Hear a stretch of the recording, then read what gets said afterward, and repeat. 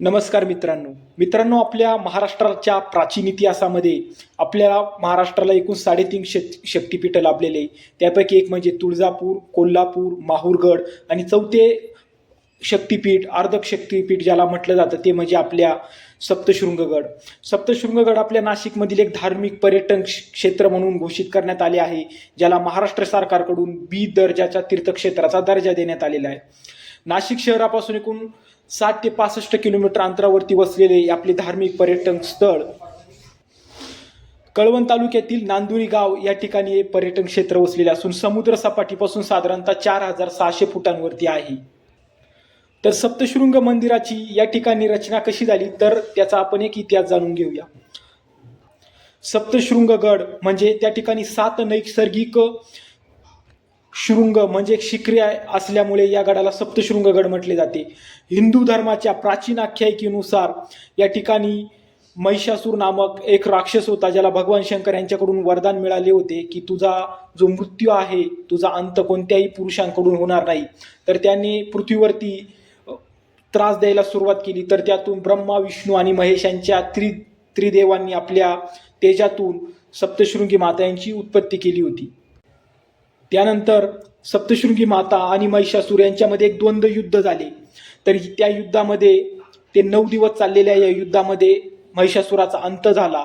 तर आणि देवीचा विजय होऊन देवीने त्या ठिकाणी निवास केला, अशी आख्यायिका हिंदूंच्या प्राचीन पुराणामध्ये बघायला भेटते.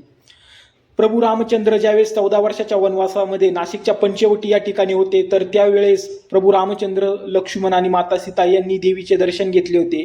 तसेच नवनाथ भक्तिसार, या नवनाथ भक्तिसाराची जी रचना होण्याच्या अगोदर शाबरी कवित्वाला ज्यावेळेस नाथांचे आद्य गुरु ज्यांना म्हटलं जातं ते मच्छिंद्रनाथ भगवान यांनी पण देवीचा आशीर्वाद घेऊनच शाबरी कवित्वाला सुरुवात केली होती, असा उल्लेख नवनाथ भक्तिसारमध्ये आढळतो.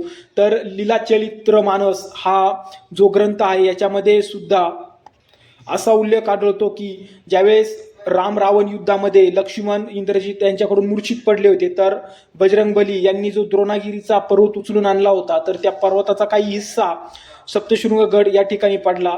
तर तो तुकडा म्हणजेच आज सप्तशृंगगड म्हणून ओळखला जातो. नवरात्रोत्सव आणि शाकंभरी पौर्णिमा या 2 वेळेस गडावरती एक मोठा धार्मिक उत्सव भरला जातो. एक मोठी यात्रा या ठिकाणी असते. संपूर्ण महाराष्ट्रातूनच नव्हे तर देशभरातून लाखो भाविक सप्तशृंगगड या ठिकाणी दाखल होतात आणि देवीची पूजा करतात. वारकरी संप्रदायाचे संत शिरोमणी म्हणजे भगवान निवृत्तीनाथ महाराज यांनी सुद्धा आपले समाधी घेण्याच्या अगोदर साधारणतः 3 दिवस सप्तशृंगगड या ठिकाणी देवीची जाऊन आराधना केली आणि त्या ठिकाणी ध्यानस्थ बसले होते. सप्तशृंगी माता हीच वारकरी संप्रदायाचे मुख्य शिरोमणी निवृत्तीनाथ महाराज यांची कुलस्वामिनी म्हणून उल्लेख पुराणांमध्ये आढळतो. देवीच्या मुख्य मंदिर गाभाऱ्याला एकूण 3 दरवाजे आहे, ज्यामध्ये शक्तिद्वार, सूर्यद्वार आणि चंद्रद्वार आहे. ज्या तिन्ही गाभाऱ्यांच्या दरवाजामधून देवीचे एक विराट मूर्तीचे आपल्याला दर्शन होते. देवीला एकूण 18 हात आहे आणि त्यापैकी देवीचे जे रूप आहे ते डावीकडे थोडे कललेले दिसून येते. प्राचीन पुराणांपासून तीच मूर्ती त्या ठिकाणी आढळून आलेली आहे.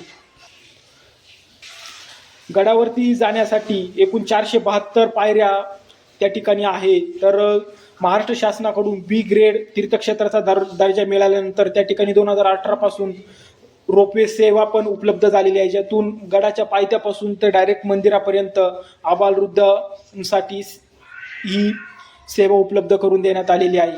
मंदिरामध्ये एकूण 3 कुंड आहे, ज्यामध्ये कालीकुंड, सूर्यकुंड आणि दत्तात्रय कुंड हे 3 कुंड त्या ठिकाणी आढळून येतात.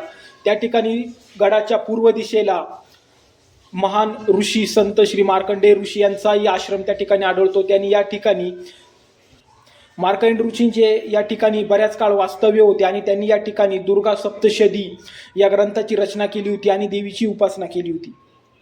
मित्रांनो, आपल्या नाशिकला लाभलेला एक प्राचीन पुरातन धार्मिक इतिहास, हिंदू धर्माचा धार्मिक इतिहास म्हणजे सप्तशृंगगड. आपल्याला ही माहिती कशी वाटली कमेंटमध्ये नक्की सांगा. धन्यवाद.